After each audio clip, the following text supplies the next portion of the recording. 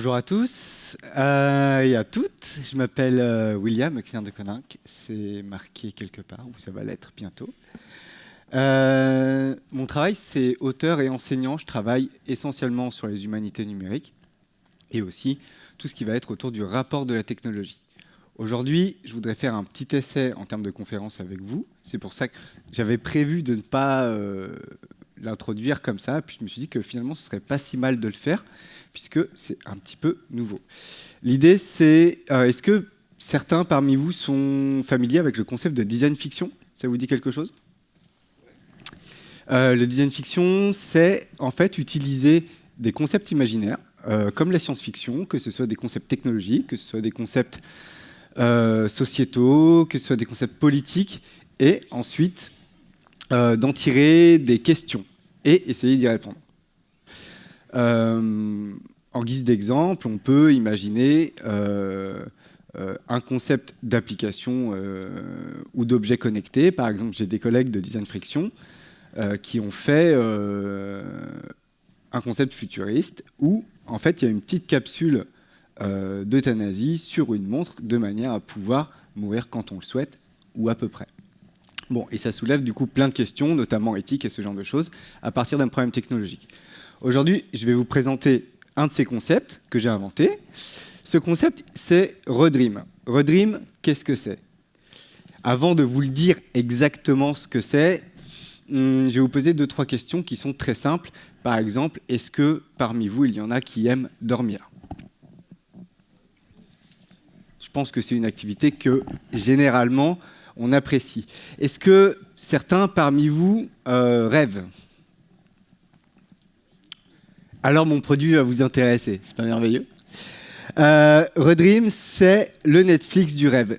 En fait, ce que je vous propose, ce que ma société vous propose, c'est à l'aide de 2 objets qui sont une lentille, oh, pardon, pas de ce côté, qui sont une lentille en réalité augmentée, ainsi qu'une bague que vous allez avoir sur le doigt que vous souhaitez et qui va vous permettre tout au long de la journée de sélectionner des choses qui vous ont plu.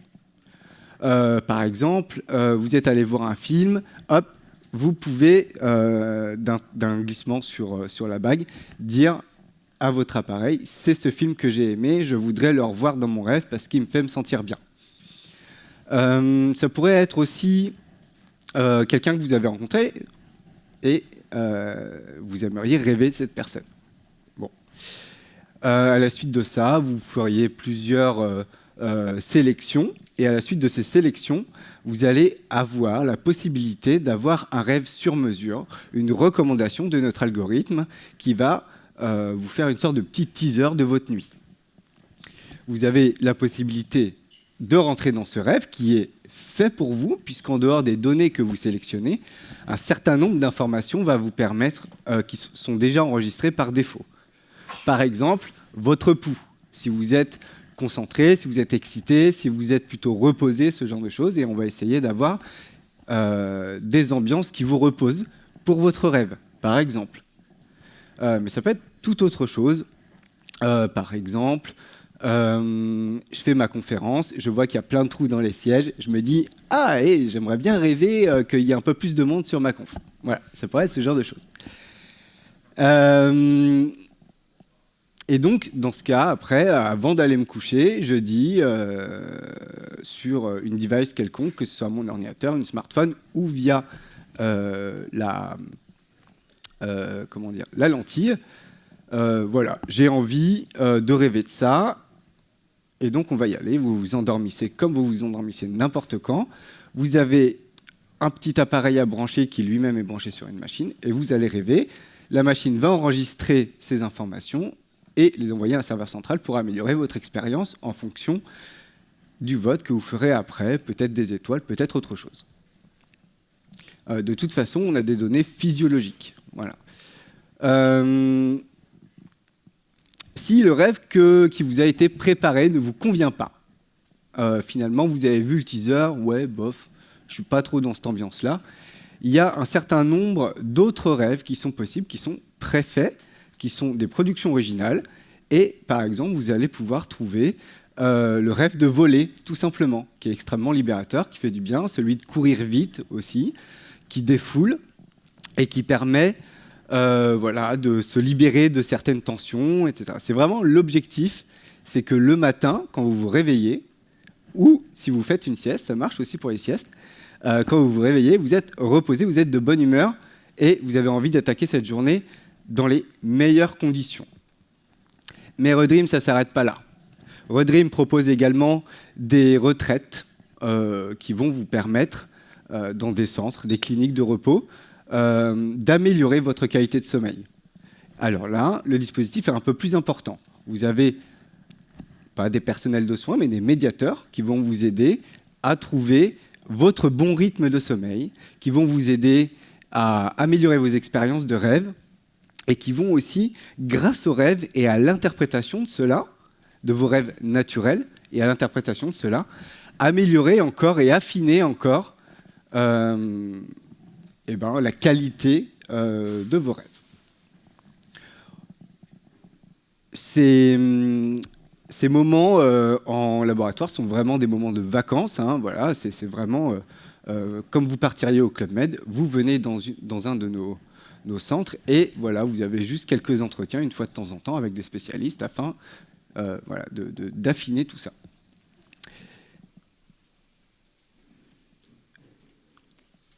Ça, c'est le concept que je vous propose. Ça, c'est Redream. Pourquoi Redream, aujourd'hui, pourrait tout à fait exister? Alors, si on enlève le côté technologique, d'accord, la faisabilité, pourquoi aujourd'hui ce produit serait vraiment accueilli? Eh bien, pour plusieurs raisons. Par exemple, on peut tout à fait penser que, avec l'essor du développement personnel, on a envie d'aller mieux et tous les moyens sont bons.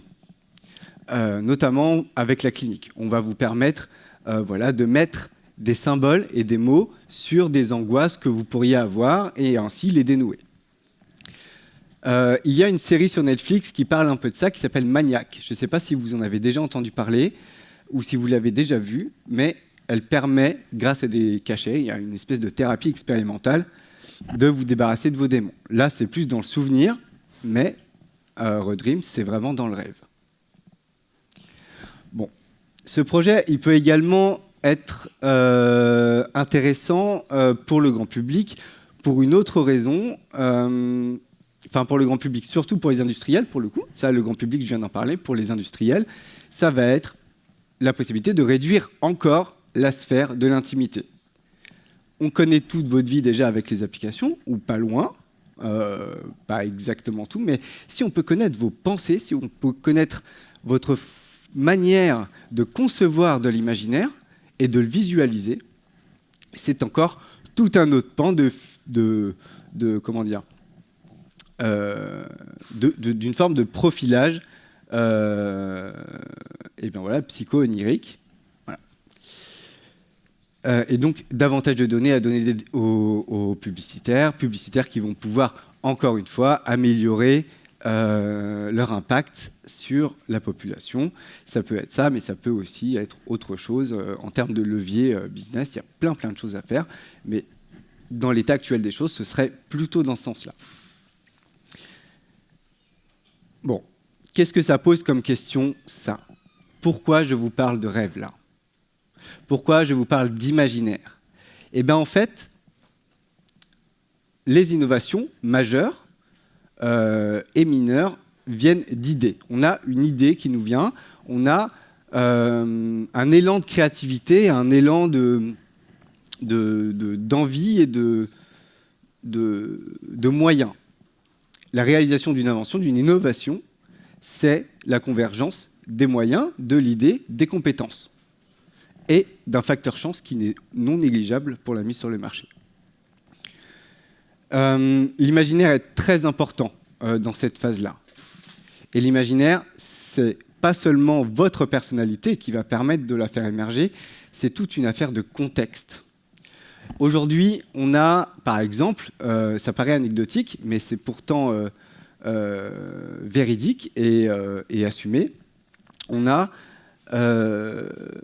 des hoverboards. Voilà. Est-ce que c'est les hoverboards qu'on voyait dans Retour vers le futur? Non. Mais est-ce que Retour vers le futur n'a pas impulser l'envie d'avoir ce genre de choses, et donc de commencer des itérations pour aller par là, oui. Et en plus, le nom est plutôt cool, donc ça marche bien, machin, et puis en plus, ça fait écho aussi à une certaine tranche de la population qui aujourd'hui a un pouvoir d'achat important, qui va pouvoir s'offrir ces choses-là, soit pour la nostalgie et l'envie d'avoir un hoverboard comme dans le film, soit effectivement parce que ça rend service et que c'est un déplacement doux comme un autre. Bon. Y a d'autres inventions comme ça. On peut imaginer, par exemple, en exemple beaucoup plus récent, dans iRobot, le personnage principal joué par Will Smith dispose d'une espèce d'Audi qui se conduit de façon totalement autonome.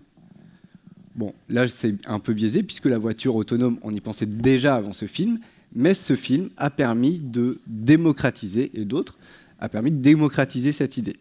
Donc, on a un contexte culturel, là, je vous parle essentiellement de pop culture, mais il y a d'autres choses qui permettent de préconcevoir un imaginaire.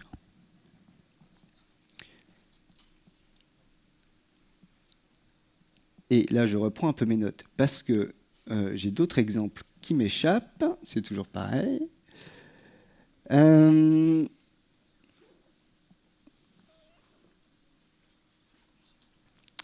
Par exemple, on sait également que la NASA, donc l'agence spatiale américaine, que vous connaissez tous, je ne vais pas vous faire la blague, emploie régulièrement des écrivains de science-fiction aussi, pour essayer de sortir des carcans de l'ingénierie, de la recherche appliquée ou fondamentale classique. Donc ces gens vont venir, ils vont écrire des histoires, ou en tout cas essayer de concevoir avec leur imaginaire et leur créativité qui leur est propre, qui est a priori plus marquée, puisque c'est leur métier d'écrivain, d'écrire des nouveautés, et d'écrire dans la science-fiction. Et donc, ils vont permettre voilà, Ouais, vraiment, c'est vraiment penser autrement, réfléchir autrement.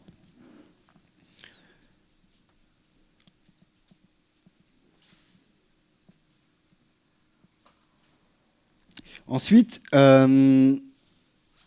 les biais culturels qu'on a tous dans le cadre. Par exemple, dans une cellule innovation, va y avoir plusieurs personnalités, plusieurs métiers qui vont interagir. Ces personnalités, ces métiers vont venir probablement de secteurs, enfin d'une culture socio-économique différente, et donc vont pouvoir apporter des choses différentes et un imaginaire différent, une couleur différente à tout ça. Mais du coup, chacun d'entre eux a des biais. Par exemple, moi,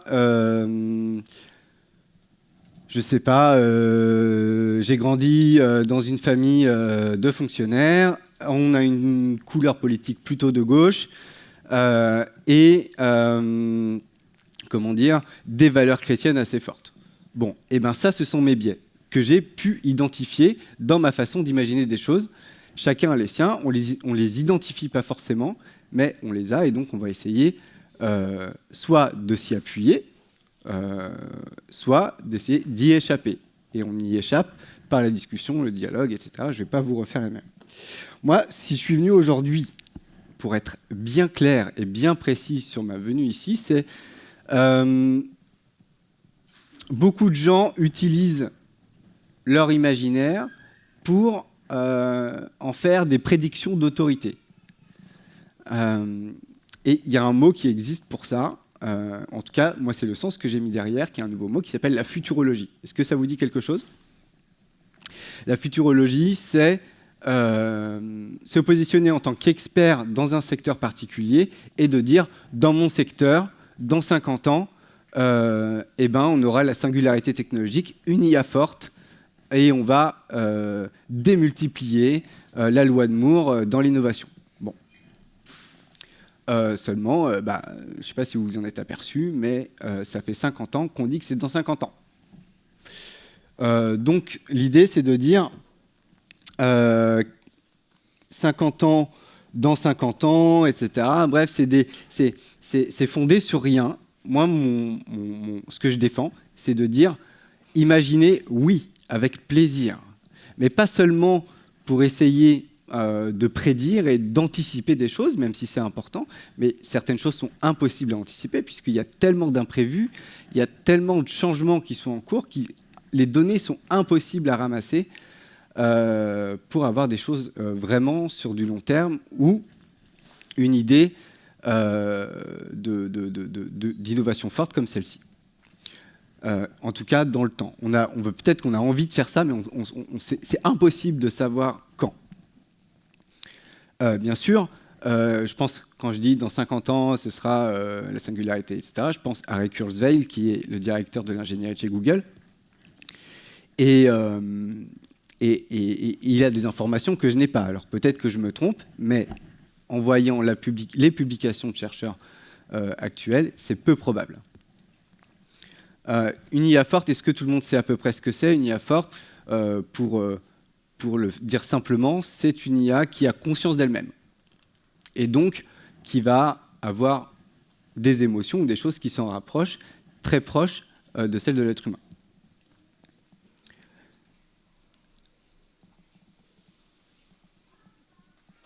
La fiction au sens large, nos lectures, notre culture, c'est vraiment le béton de l'innovation. Je vous ai cité Retour vers le futur, je vous ai cité iRobot. Il y a évidemment d'autres choses qui sont beaucoup moins amusantes. On pense à 1984, enfin je pense à 1984, qui est donc un roman de George Orwell qui est, précurseur d'une certaine façon de voir la social-démocratie via Big Brother, via les télécrans, via la novlangue et ce genre de choses. Aujourd'hui, dans le secteur économique de la tech et de l'innovation, on utilise une novlangue. On utilise tous des buzzwords. Et beaucoup d'entre nous disent que c'est du bullshit. Et oui, c'est du bullshit parce que, en fait, à force de sortir ces mots, ils perdent de leur sens. L'imagination ne peut naître que si l'imagination ne peut se nourrir que pas seulement d'abstraction comme ça, elle a besoin de concret, elle a besoin aussi de sens. Si on perd le sens des mots, je ne sais pas si vous avez déjà fait l'expérience, par exemple, de dire un mot très très vite plusieurs fois, je ne sais pas, comme capuche, capuche, capuche, capuche, capuche. Au bout d'un moment, vous oubliez le sens de ce que vous êtes en train de dire. Et c'est juste des syllabes comme ça. C'est ça la novlangue, c'est de perdre le sens réel des choses à force de les répéter et de les répéter.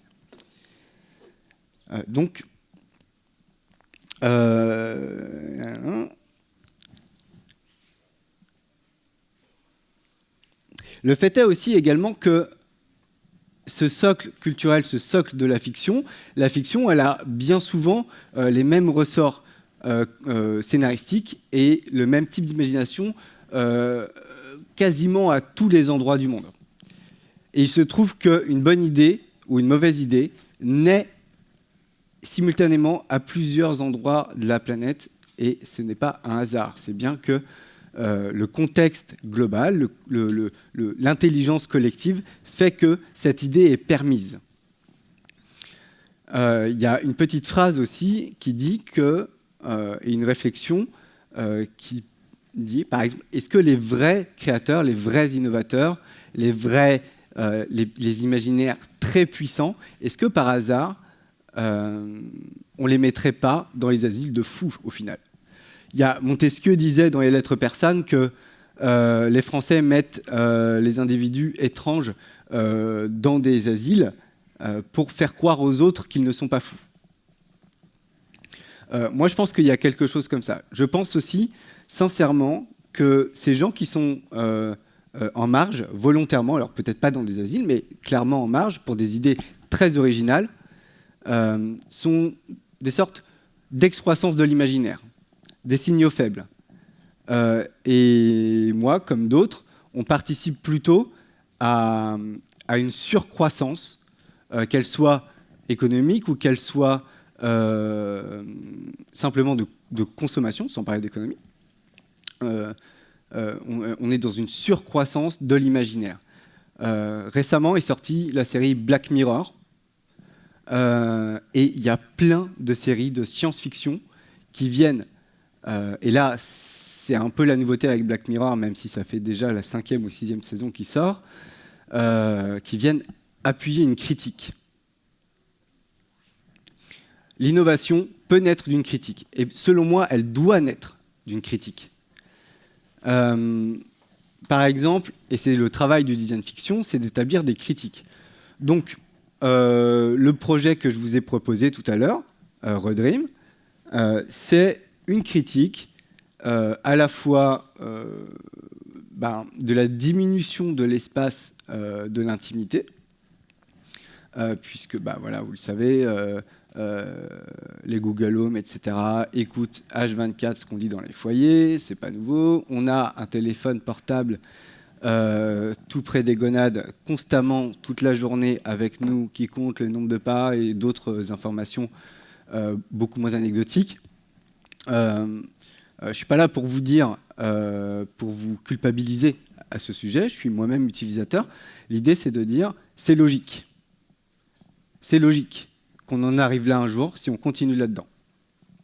Donc la vraie nouveauté, ce serait quoi? Ce serait, est-ce qu'on en veut toujours de ça? Et si on n'en veut pas, comment on ferait autrement? Et là, je raccroche avec mes excroissances de tout à l'heure en disant, ce serait bien de leur prêter une petite oreille de temps en temps et de les écouter et de dire, OK, je ne suis pas sûr de bien comprendre ce que cette personne raconte, mais il y a peut-être quelque chose de complètement nouveau auquel on n'avait pas pensé et qui va permettre de tout changer. Il me reste environ 8 minutes. C'est extrêmement court. Mais sachez que... Enfin, c'est extrêmement court. Comme talk.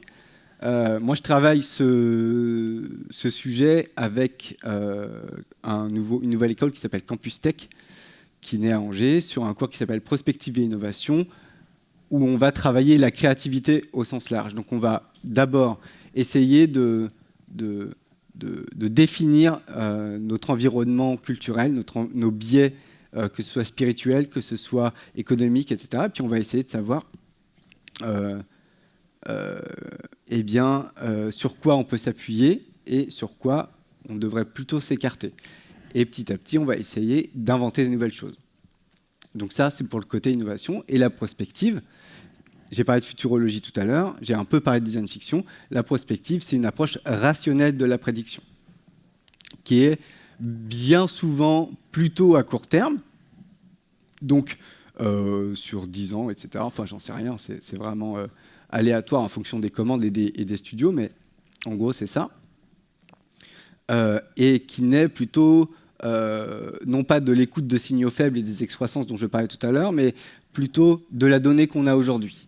Et utiliser des choses qu'on a déjà aujourd'hui, pour moi, ça ne permet pas la créativité. La prospective ne permet pas la créativité puisqu'elle projette un contexte. Elle projette le contexte d'aujourd'hui à demain sans en faire la critique.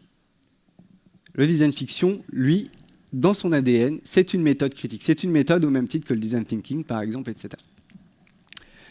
Sauf que ce n'est pas une méthode d'idéation, c'est une méthode vraiment de remise en question.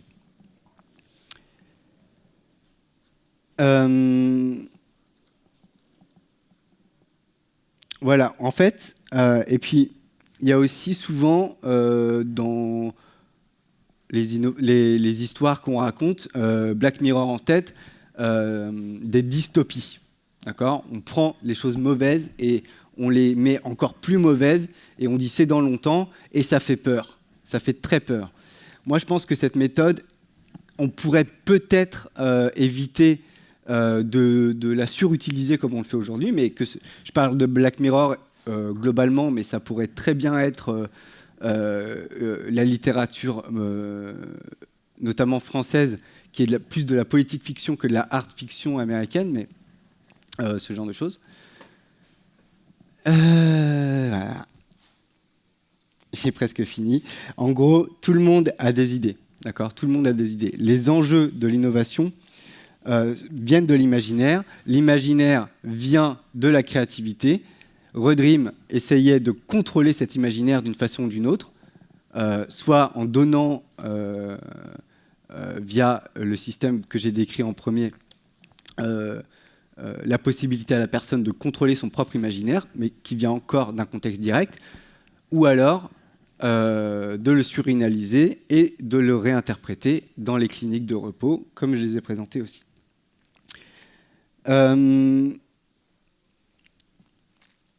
Pour moi, aujourd'hui, il est important de ne plus écrire de dystopie. Il est d'autant plus important de ne plus écrire d'utopie.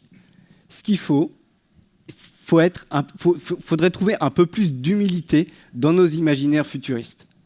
C'est-à-dire, on ne va pas essayer de refaire des projets de société entiers, même si c'est très amusant de refaire le monde, et que parfois il y a quand même des bonnes choses qui en sortent, mais plutôt d'essayer de trouver des tensions, des points de tension vraiment précis sur lesquels il vous semble qu'il faudrait travailler. Sur ces points de tension, j'ai une émission de radio qui s'appelle Modulation Future, en tout cas je l'avais, puisqu'elle se termine cette saison, qui avait une petite création sonore en début de chaque émission, qui durait 5 minutes, et la première émission s'appelait Une dictature verte. Et donc on s'est dit, ok, c'est une dictature verte parce qu'il y en a marre voilà, des non-décisions politiques sur le climat, et donc voilà. Les écolos se rassemblent, ils prennent le pouvoir, ils font un putsch. Qu'est-ce qu'ils font ? Et donc, il y a des choses qui peuvent en sortir, un état labo, etc. Et après, on débat avec des chroniqueurs et un invité. Pourquoi je vous en parle de ça ? Parce que c'est un point précis. On a refait toute la société, mais on a vraiment parlé d'un problème d'aujourd'hui en faisant la critique des problèmes de demain. Et c'est ça qu'il faudrait faire, à mon sens. Et j'ai terminé. Si vous avez des questions, c'est le moment.